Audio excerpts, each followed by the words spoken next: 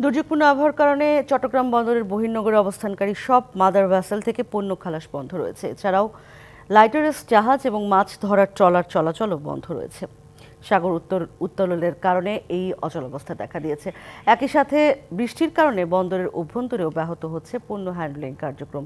সাগর শান্ত না হওয়া পর্যন্ত এমন পরিস্থিতি থাকবে বলে জানিয়েছে বন্দর কর্তৃপক্ষ।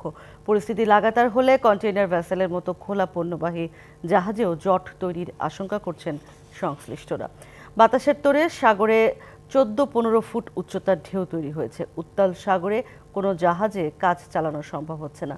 প্রবল ঢেউয়ের কারণে মাদার ভেসেলের কাছে ভিড়তে পারছে না পণ্য খালাস করতে যাওয়া লাইটারেস ভেসেলগুলো। কাজে যাওয়া লাইটারেস জাহাজগুলো সাগরে টিকতে না পেরে কর্ণফুলী নদীতে ফিরে আসতে বাধ্য হয়েছে। এতে করে বিশ্বের বিভিন্ন দেশ থেকে ভোগ্যপণ্য সহ নানা পণ্য নিয়ে আসা মাদার ভেসেলগুলো বন্দরের বহির্নোঙরে অলস ভাসছে।